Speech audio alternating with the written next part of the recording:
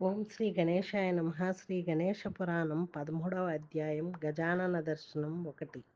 జన్మ మృత్యువులకు అతీతుడు, నిరాకారము, శుద్ధాద్వైతము, అనంతము, శాశ్వతుడు అగు పూర్ణ బ్రహ్మ రూపమే. నీవు పరమ నిరుణుడువు, గుణరహితుడువు, నిర్విశేషుడవు, సంకల్పరహితమైన పరబ్రహ్మతత్వమే. నీవు త్రిగుణాతీతుడవు, సృష్టికి ఆదిభూతుడవు అయిన ఓ పరమానంద రూప, జ్ఞానానంద రూపమైన గణేశ రూప, నీకు నమస్కారము. గుణాతీతుడవు, పంచభూతాలకును పరమైన ఆది పురుషుడవు, పరమానంద రూపియగు సర్వవ్యాప్తియగు జ్ఞానేశ్వరునకు నమస్కారము. యోగేంద్రుల చేత మునుల చేతను హృదయాకాశమున ధ్యానించబడే పరమాకాశ రూపుడగు పరబ్రహ్మయగు గణేశునకు నమస్కారము. జగత్కారణుడవు, సృష్టికి కారణుడై జ్ఞాన స్వరూపియు, కాలాది చతుర్యుగ స్వరూపునకు, దేవగణములకు ఆది పురుషుడు అగు గణేశునకు నమస్కారము. సమస్త విశ్వము వ్యాపించిన పరమ పురుషులకు, దేవతలచే నమస్కరించదగిన వాడవైన నీకు నమస్కారము. పరతత్వ రూపియగు గణేశునకు నమస్కారము. త్రిగుణ స్వరూపియగు పరమాత్ముడా, రజోగుణములలో బ్రహ్మస్వరూపం ధరించి సృష్టి కార్యమును నిర్వహించు సమస్త వేదాత్మకుడవు, సంకల్ప స్వరూపివి. సత్వగుణ రూపం ధరించి సదా క్రీడలాగా అసురులను సంహరించే జగత్ పరిపాలకుడు, అనేక అవతారుడగు శ్రీ మహావిష్ణు స్వరూపుడా నమస్కారము.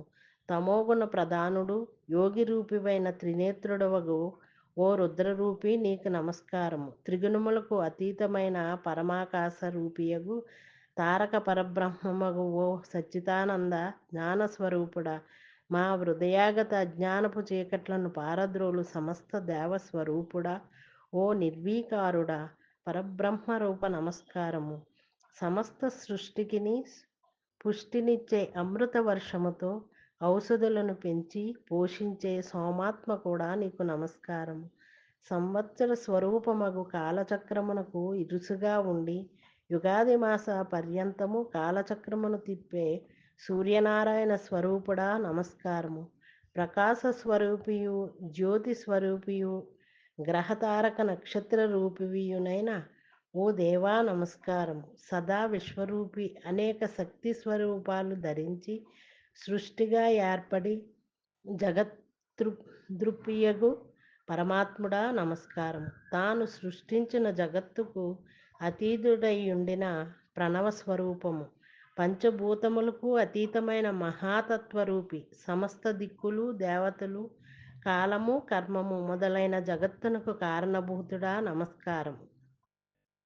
సదా విశ్వరూపం ధరించి సృష్టి రూపంలో ప్రత్యక్షమై ప్రళయంలో సమస్తాన్ని లీనం చేసుకునే ఓ పరమాత్మ రూప గణేశ, నీకు నమస్కారము. నీ యొక్క పాదపద్మముల యందు దృఢమైన చిత్రాన్ని కలిగిన వారికి వారి పుణ్యబలం చేత ఎవరిగా అదృష్టం కలుగుతుందో అట్టి వారి సమస్త విఘ్నములను విఘ్నములను నివారించువాడ, సమస్త పీడల నుండి రక్షించే సూర్యమండల స్థితుడవైన తేజస్వరూపి నమస్కారము. నీ అనుగ్రహము లేనినాడు అజ్ఞాన భ్రమలకు లోనుగానై వేల సంవత్సరములు నీకై వెతికినా కనిపించని మాయాస్వరూపుడా, శరణాగతుడైన భక్తుని హృదయములో నీ దయతో ప్రత్యక్షమై అనుగ్రహ స్వరూపుడా, ఓ ఆదిపురుష, సృష్టికర్త, విశ్వంబర, నమో నమస్తే నమస్తే నమః. పునః పునః సాష్టాంగ నమస్కారములు.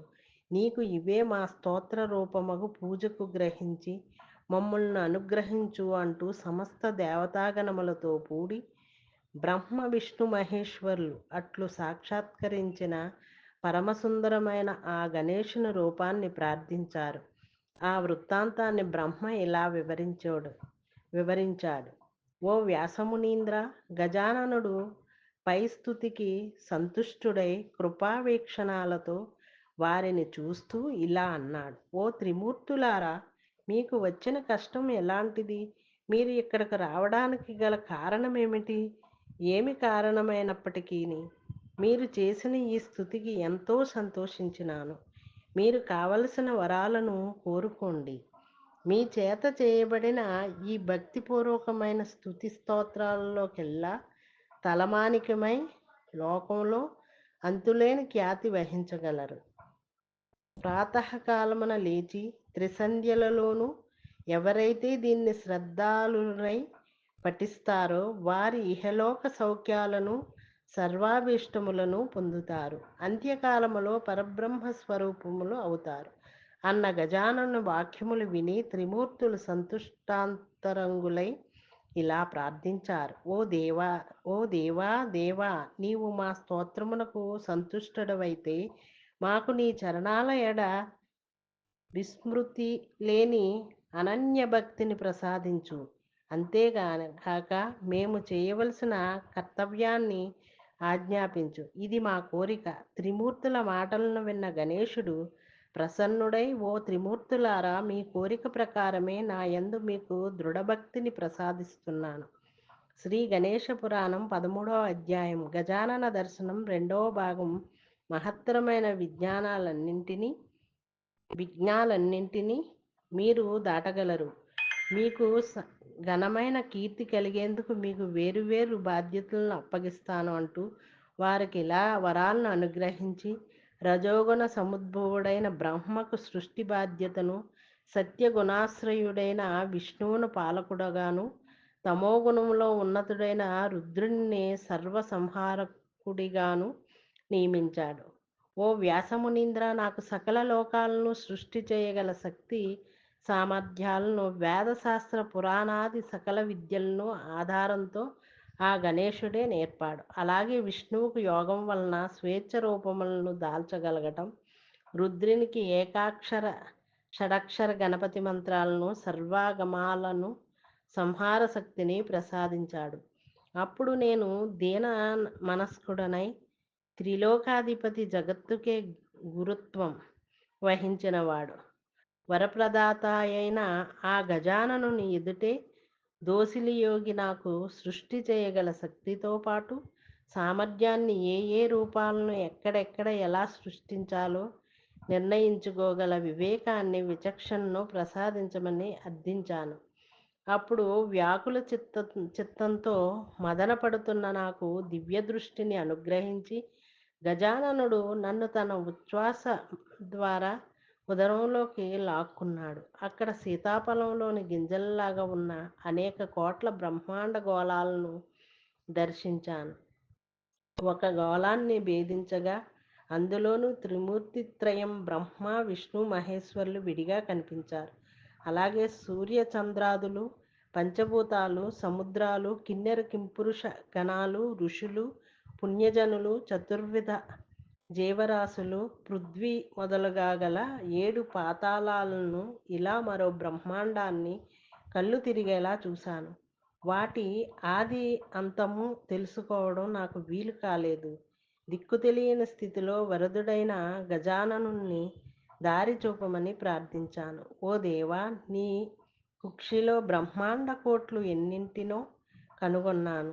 ఆకాశంలో నక్షత్రాలను, సముద్రంలోని గల చేపలను, ఇసుకలోని రేణువులను లెక్కించడం ఎలాగైతే ఎవరి తరము కాదో, అలానే వీటి ఆది అంతాలను కనుగొనటం అన్నది నా శక్తికి మించిన పని. ఇక్కడ ఉండడానికి కానీ బయటకు రావడానికి కానీ నాకు ఇక శక్తి కావడం లేదు.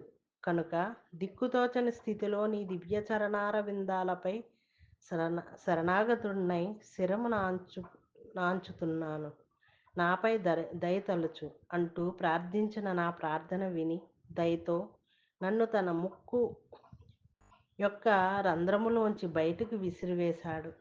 అలాగే శివ విష్ణువులను కూడా తన కర్ణరంధ్రముల గుండా బయటకు విసిరివేశాడు.